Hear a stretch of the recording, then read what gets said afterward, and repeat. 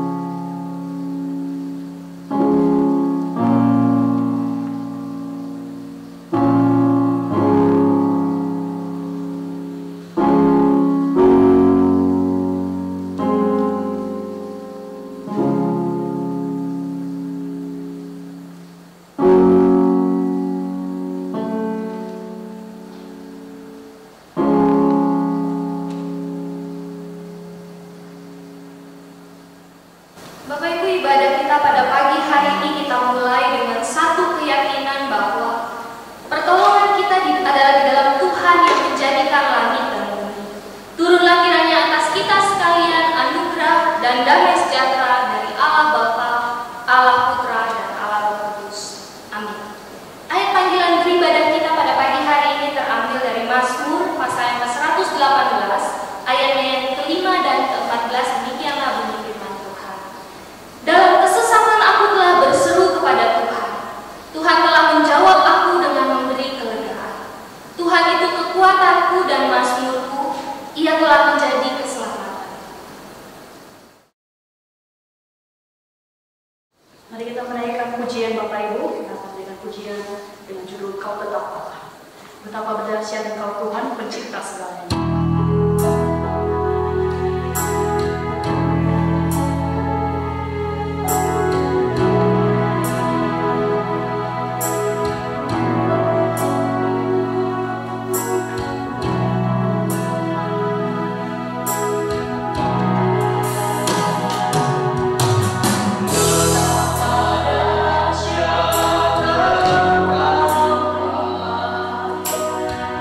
Cinta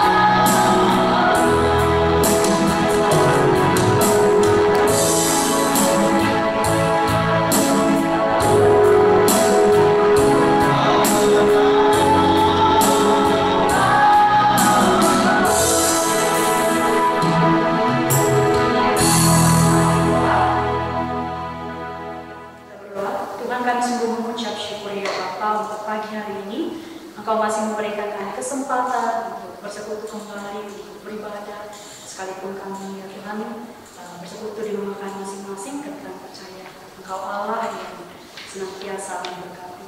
Tuhan, saat ini kami akan memulaikan ibadah kami, biarlah ibadah yang kami melaksanakan Tuhan, biarlah setiap puji-pujian penyembahan yang kami naikkan berkenan di hadapan ini menjadi kemuliaan bagi-Mu.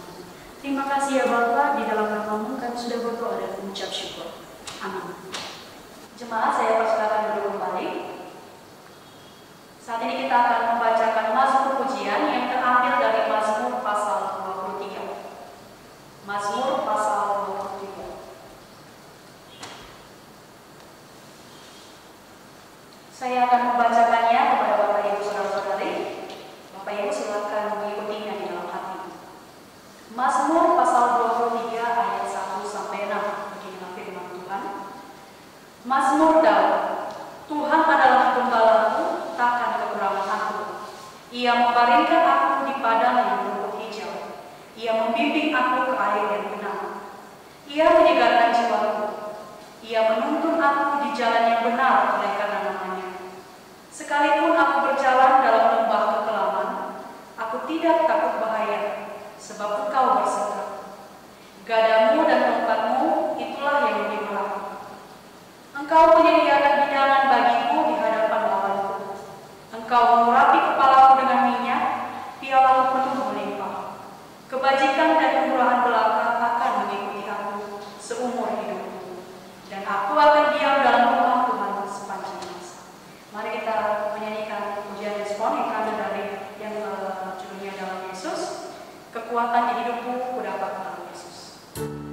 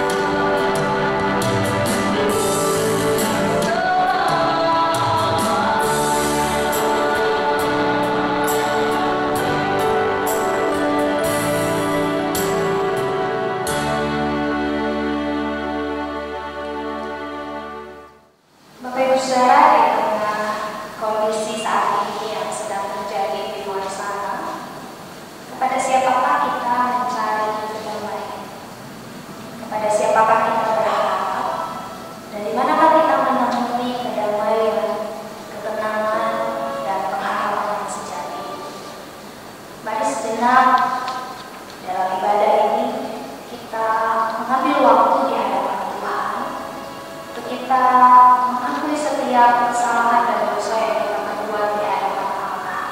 Mari kita bersama menaikkan satu pujian yang mengatakan, kalau aku cari damai, kalau aku cari ketenangan, hanya ku ketemu di dalam Yesus.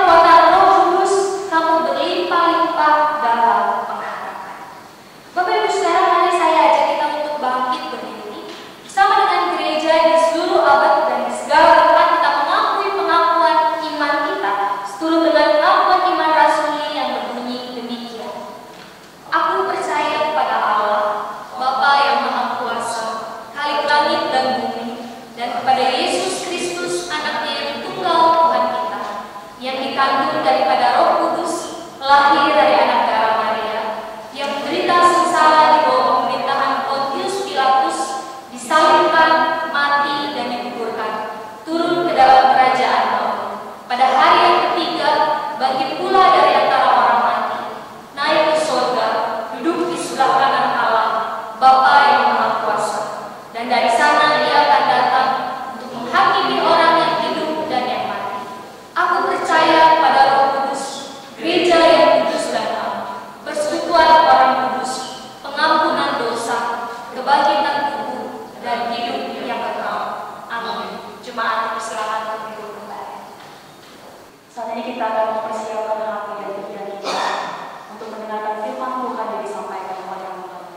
Sambil kita menaikkan pujian dari KPPK nomor 328, Jiwaku dan Namamu.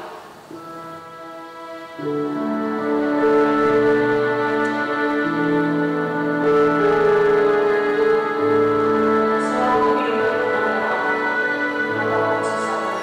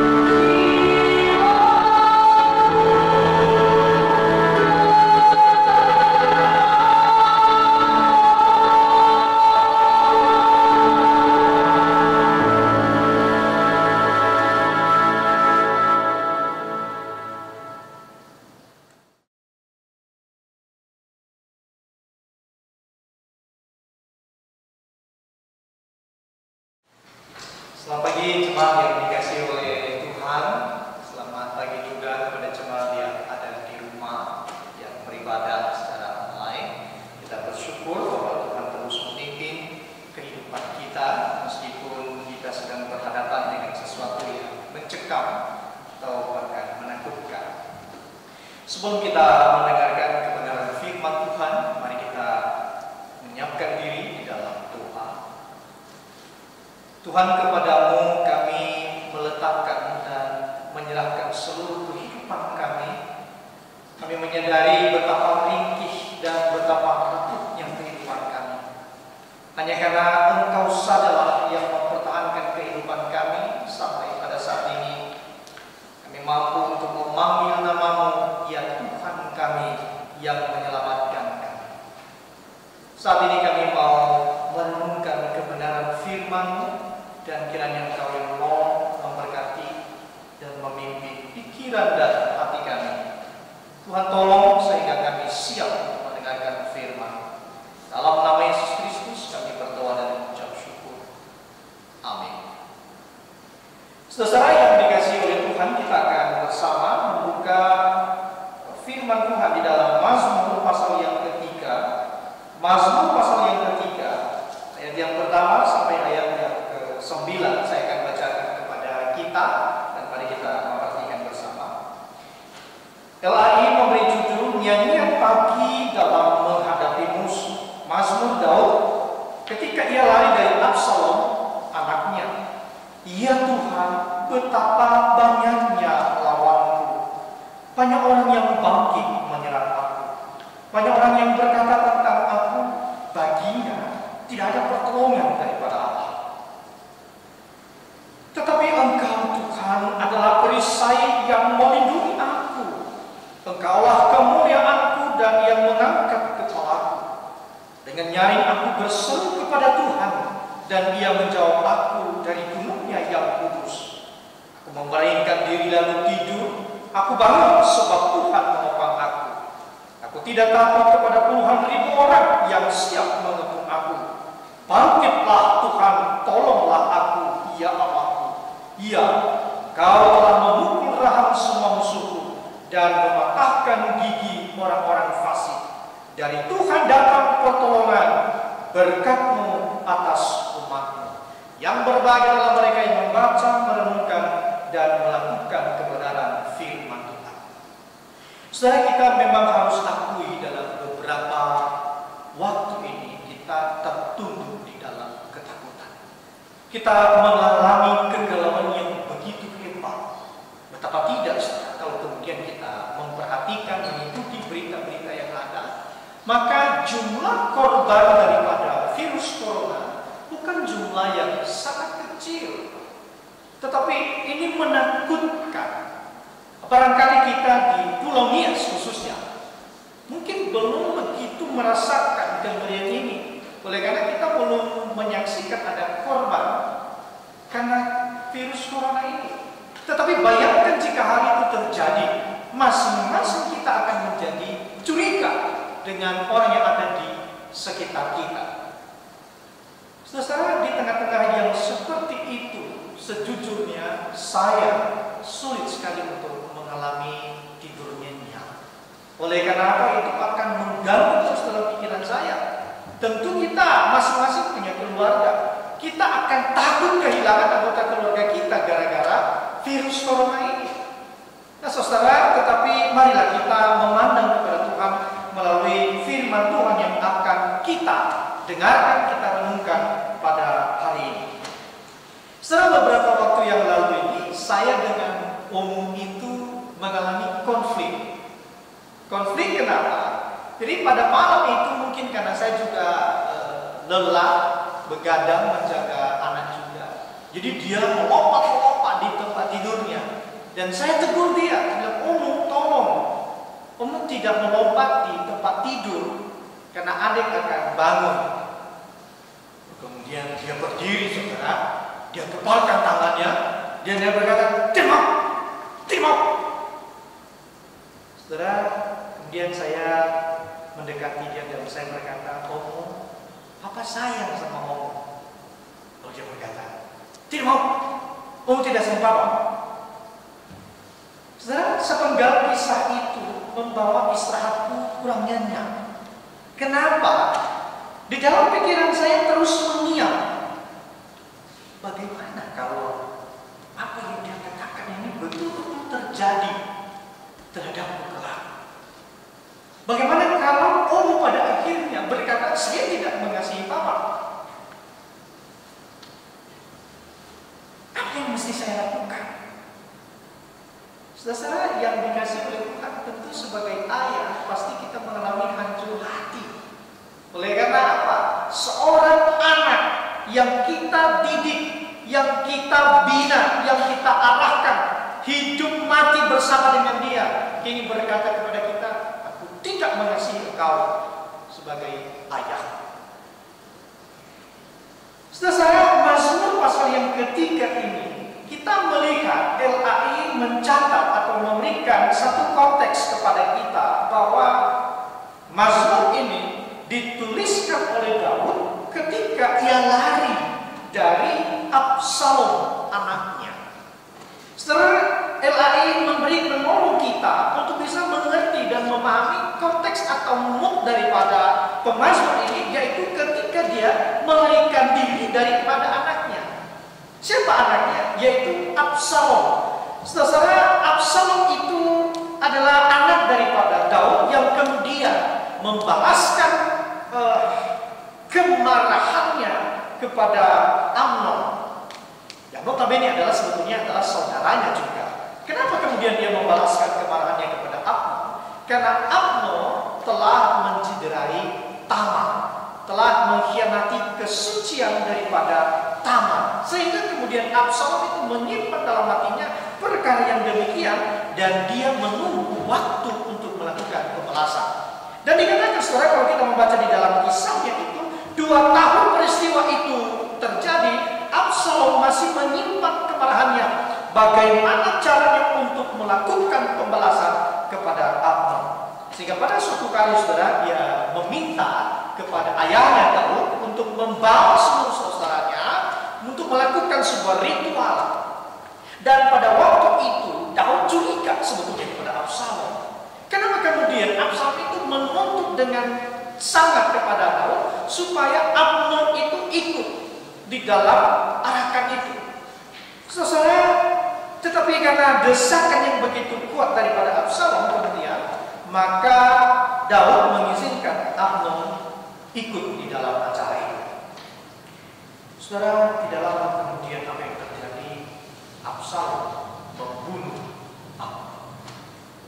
Saudara, peristiwa itu begitu melukai hati daripada Daud sebagai ayah. Tetapi oleh karena begitu panjang pergumulan, Daud masih memberikan pengampunan kepada Absalom. Setelah waktu terus berjalan, kini pada waktu tertentu Absalom membangun sebuah rencana. Rencana apa, saudara? Yaitu meruntuhkan atau merebut tahta kerajaan daripada Daud. Dia melakukan sebuah persekongkolan, lalu kemudian dia pergi, dan pada waktu itu, saudara, seluruh rakyat Israel yang telah ia racuni pikiran dan berseru bahwa Absalom itu adalah seorang raja bagi Israel. Saudara, keadaan hati Daud bukanlah keadaan yang gampang. Daud begitu bergumul dengan kisah itu, sampai kemudian dicatat Daud tidak melakukan pembalasan, tetapi Daud justru melarikan diri, menjauhkan diri dari ancaman Absalom. Saudara,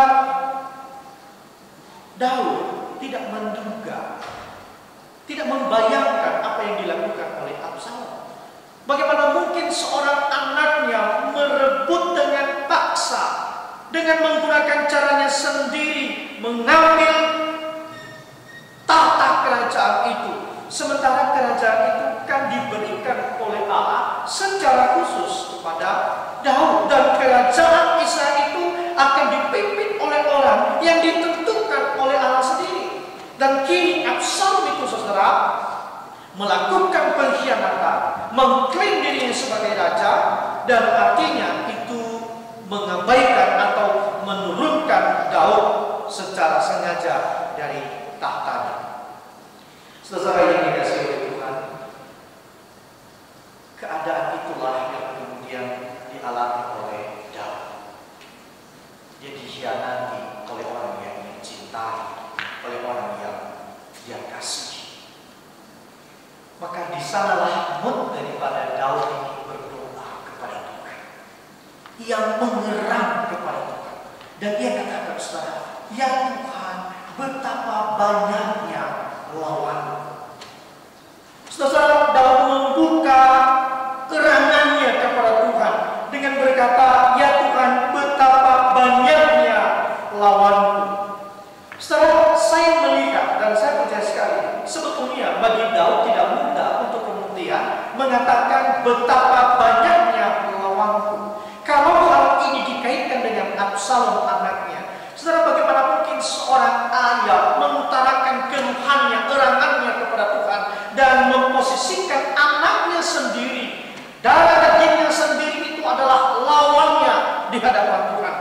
Bukankah itu adalah kawannya yang semestinya menjadi kawan bagi dia menjalani hari-harinya? Tetapi kini di hadapan Tuhan dia berkata, ya Tuhan, betapa banyaknya lawanku. Saudara, disinilah kita melihat kesulitan yang kemudian dihadapi oleh Daud. Saudara, keadaan Daud sekali lagi bukan keadaan yang baik pada waktu itu. Oleh karena apa? Dulu adalah kawannya, kini berubah menjadi lawannya. Dan siapa lawannya, saudara? Tiada lain daripada anaknya sendiri. Bahkan kemudian kita melihat, saudara, apa yang dimaksudkan oleh lawan-lawannya kepada Daud. Lawannya berkata tentang Daud bahwa baginya tidak ada pertolongan daripada Allah. Saudara, satu kalimat yang dikatakan oleh lawan-lawan Daud di dalam bagian ini mengandung banyak pengertian yang menakutkan.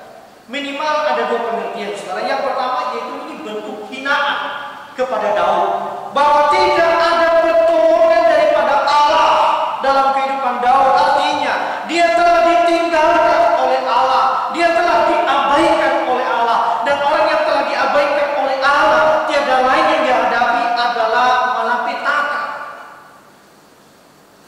Saudara, ini keadaan yang sangat menakutkan bagi Daud. Yang berikutnya, saudara, kalimat ini juga bentuk hinaan. Artinya apa? Siapapun akan terbuka kesempatan bagi dia untuk melecehkan, untuk merendahkan, untuk menganggap tidak ada artinya kehidupan daripada Daud. Setiap orang terbuka untuk mempermalukan siapa itu Daud. Oleh karena apa? Tidak ada pertolongan bagi Daud. Tidak ada pertolongan Allah di dalam kehidupan Daud. Yang berikutnya, saudara, kalimat ini juga memberikan kesempatan bahwa Daud boleh dikepung. Saudara, Daud itu adalah seorang pahlawan perang, tetapi ini diberikan kesempatan bagi dia untuk bahwa engkau Daud, engkau mampu dikepung oleh siapapun. Jangankan manusia yang akan mengulurkan pertolongannya kepadamu Daud, Allah pun tidak akan mengulurkan tangannya kepadamu. Saudara, betapa Daud tidak mengerang kepada Tuhan oleh seruan-seruan atau hinaan daripada musuh-musuhnya. Saudara, makin lama keadaan Daud itu memang nampaknya makin rendah. Tetapi kemudian Daud itu mengingat-ingat kebaikan-kebaikan Tuhan yang telah ia alami selama ini. Ada begitu perjalanan hidup yang telah ia lalui, dan di sana dia melihat tangan Tuhan yang terus bergerak, tangan Tuhan yang terus menolong dia, tangan Tuhan yang membela dia, tangan Tuhan yang melepaskan Daud dari berbagai pergumulan hidup itu. Setelah dia ingat barangkali bagaimana ia dilepaskan oleh Allah dari tangan seorang Goliat pada waktu itu. Setelah dia melihat tangan Allah bahwa Goliat datang kepada Daud, melawan Daud dengan panah, dengan tombak. Tetapi keyakinan Daud pada waktu itu, dia berkata kepada Goliat, aku datang bukan dengan kekuatanku, tetapi dengan kekuatan daripada Allah. Dan itu terjadi, saudara. Allah membela Daud dan meruntuhkan kekuatan daripada Goliat. Kini, saudara, anaknya adalah lawannya, anaknya adalah musuhnya. Bagaimana mungkin hal ini? Namun, saudara, di dalam dilema yang dialami oleh Daud itu, kebaikan pertolongan daripada Allah makin kuat berbicara di dalam hidupnya, makin kuat bicara di dalam jiwanya. Ia melihat bahwa kebaikan dan pertolongan Tuhan lebih kuat bergerak di dalam pikiran daripada Daud, sehingga kemudian ia bangkit dari keterpurukan itu. Saudara, di dalam ayat yang pertama sampai ayat yang ketiga, kita melihat bagaimana Daud mengerang kepada Tuhan. Betapa banyaknya lawanku, ya Tuhan, yang mengeluh dan seolah-olah dia tidak berdaya. Tetapi di dalam ayat yang keempat, saudara, ia mulai dengan kata tetapi.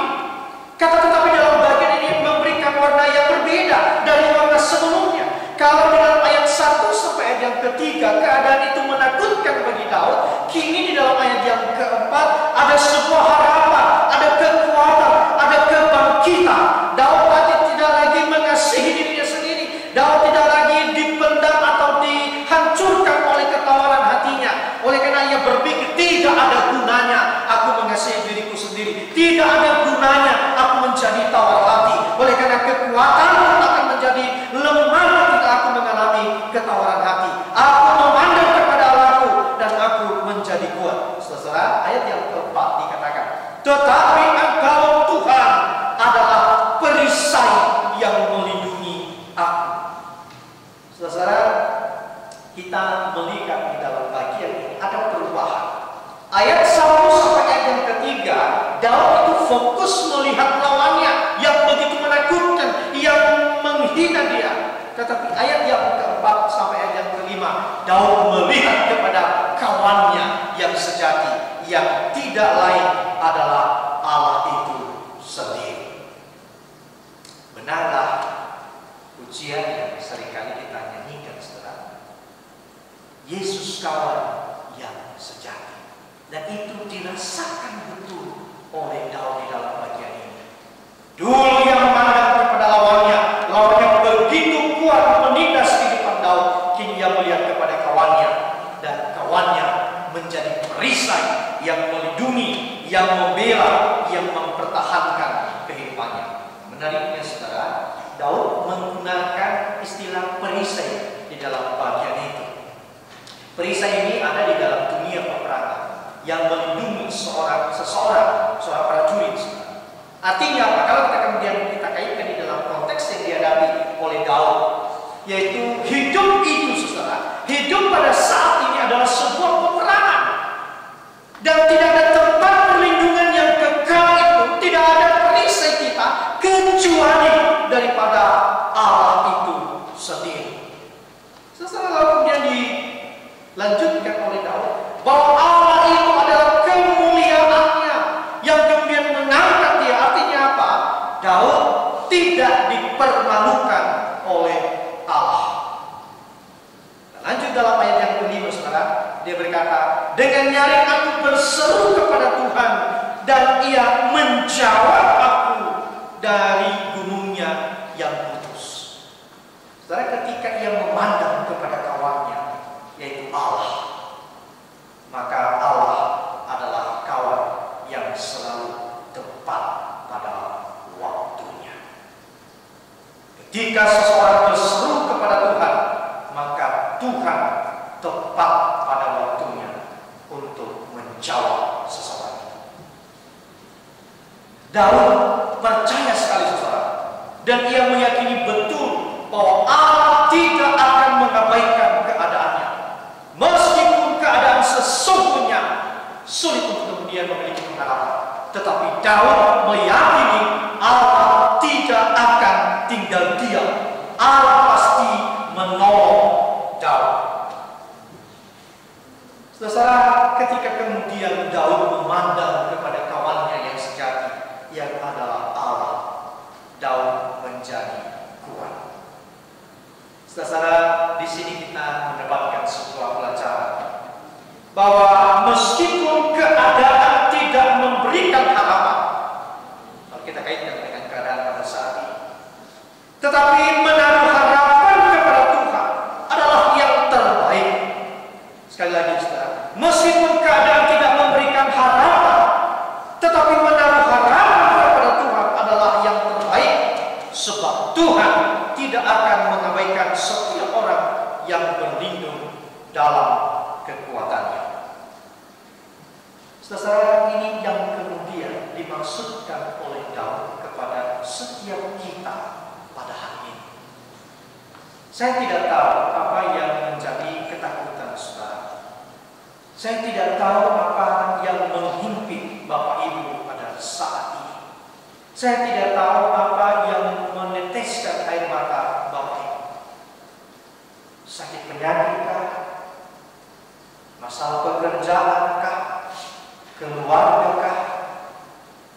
Atau mungkin kita dengan sepakat virus corona ini?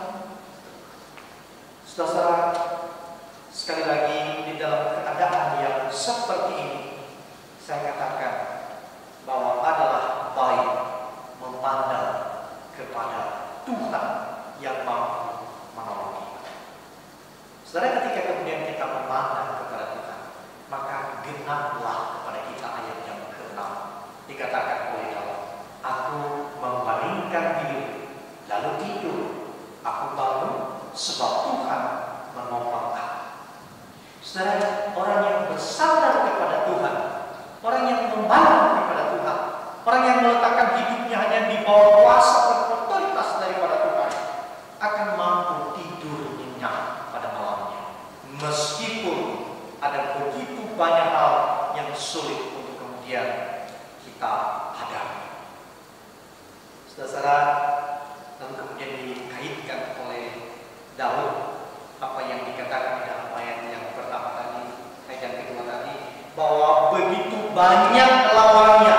Ayat yang ke-7 dia katakan, aku tidak takut kepada puluhan ribu orang yang siap mengepung aku.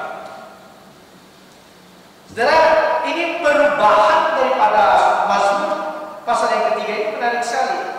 Ayat 1 sampai ayat yang ketiga itu bicara tentang ketakutan daripada Daud.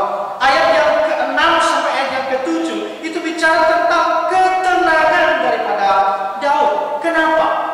Ia telah melalui ayat yang ke-5 sampai ayat yang ke-4 sampai ayat yang ke-5. Maksud saya, saudara, yaitu apa? Dia telah menaruh harapannya hanya kepada Tuhan, sehingga tergenapilah kepadanya ayat yang ke-8 dan ke-9. Bangkitlah Tuhan, tolonglah ya Allahku, ya Engkau telah memukul rahang semua musuhku dan mematahkan gigi orang-orang fasik. Dari Tuhan datang pertolongan, berkat-Mu atas umat-Mu. Saudara, pertolongan itu hanya datangnya daripada Tuhan. Bagaimana dengan saudara? Saudara berharap kepada siapa? Saudara menaruh kekuatan itu kepada siapa?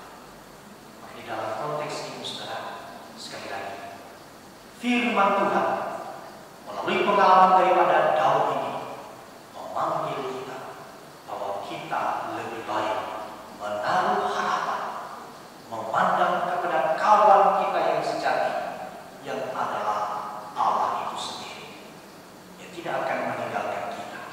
Saudara, di dalam Roma pasal yang ke-8 ayat yang ke-32, Paulus berkata, apa yang tidak diberikan oleh Allah kepada kita, anaknya Yesus Kristus saja Dia berikan kepada kita untuk menanggung seluruh murka Allah, untuk menyelamatkan kita dari hukuman dosa. Kristus mati, Kristus bangkit, Kristus memberikan hidup yang kekal kepada kita. Masakan Dia tidak akan menolong dan memberikan kekuatan kepada setiap kita di dalam konteks yang kita hadapi pada saat ini? Saudara, sekali lagi, kepada siapa Bapak Ibu menaruh harapan? Hari ini aku dan seisi keluarga telah memutuskan untuk hanya berharap kepada Tuhan saja, tidak ada yang lain. Mari kita berdoa.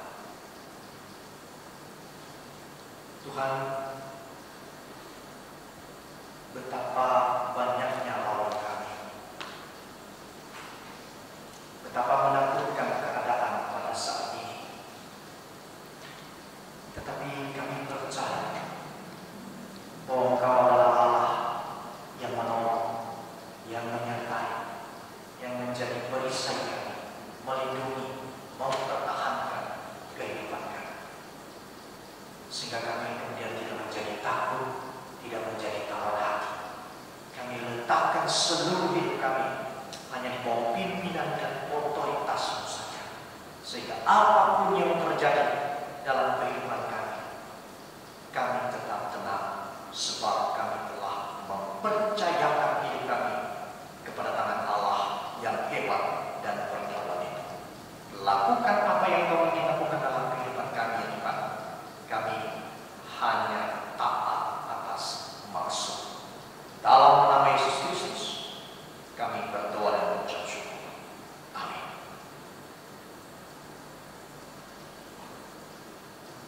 Bapak Ibu, saat ini kita akan mengulang persembahan kita sampai kita menaikkan pujian. Aku tahu Tuhan menguasai hari esok dari KPPK nomor 223.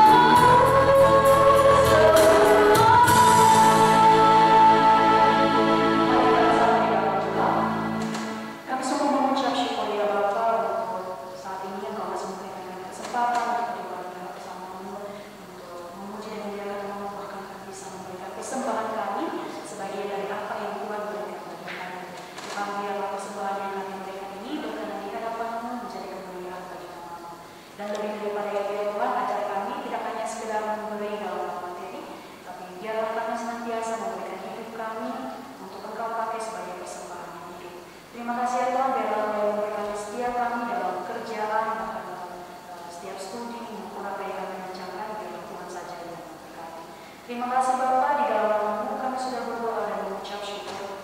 Amin.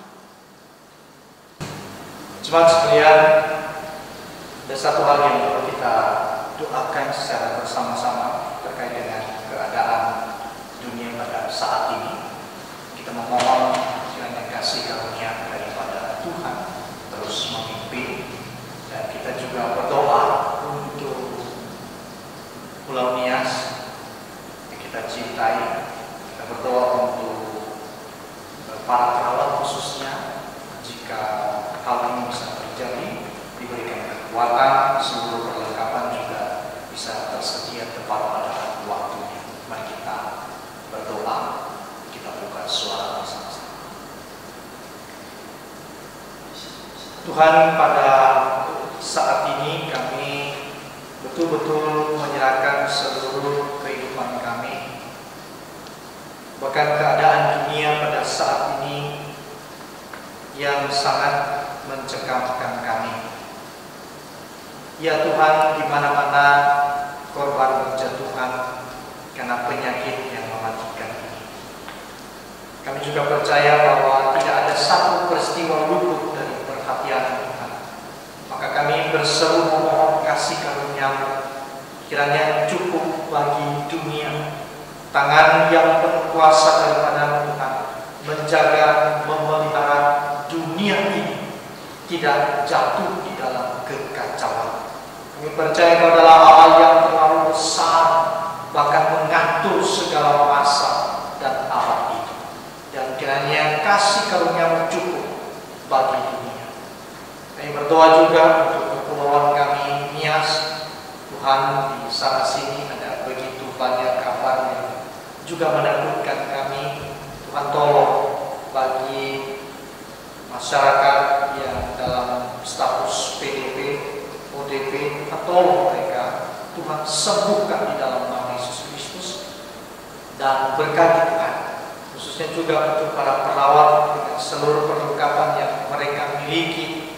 Tentu kami jauh dari hal yang baik Tuhan, karena pulau kami jauh juga dari tempat di mana sumber itu lebih baik. Kami berdoa kiranya pemerintah memiliki hati untuk bisa menolong rumah sakit khususnya yang ada di Gunung Story ini, memiliki perlengkapan APD yang lebih baik lagi, sehingga menolong para perawat bisa mengerjakan tugasnya dengan baik. Kami berdoa juga untuk para dokter, keluarga dokter yang sudah berguguran. Tuhan, tolong hiburkan mereka, dan para perawat yang terus berjibaku dengan keadaan ini, Tuhan tambah-tambahkan kesehatan kepada mereka. Kami bersyukur Tuhan, dan kami letakkan seluruh doa dan harapan kami ini hanya di dalam nama Yesus Kristus Tuhan dan Juru Selamat kami. Haleluya. Amin. Saudara-saudara, kita berdiri, kita akan mengakhiri ibadah kita pada pagi hari ini, dan biar segala pujian, hormat, kemuliaan hanyalah kepada Tuhan. Doksologi.